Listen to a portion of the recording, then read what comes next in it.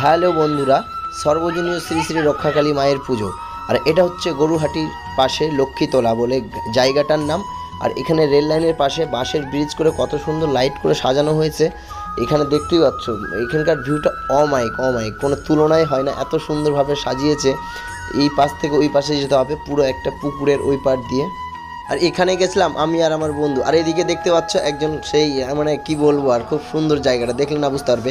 আর এখানকার মা রক্ষাকালী খুব জাগ্রত, যা মানে যে যা মন থেকে চায় তার সেটা পূর্ণ হয়। কি বলবো, তোমরা যারা যারা জানো তারা হয়তো তাদেরকে বলার কোনো দরকারই নাই। আর যারা জানো না দেখে বুঝতে পারবে যে কত জাগ্রত। রেল লাইনের পাশে, ওই পাশে মন্দিরের পাশে হচ্ছে রেল লাইন, তার পাশে মার মন্দির, তার পাশে পুকুর, তার পাশে ওই পারে ওইদিকে সব প্রোগ্রামগুলো হচ্ছে।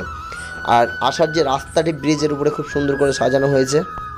আর এখানে যে ছবিটা দেখলে সেই ছেলেটি হচ্ছে এই ক্লাবের সদস্য, স্বর্গীয় বিশ্বজিৎ বর্মন।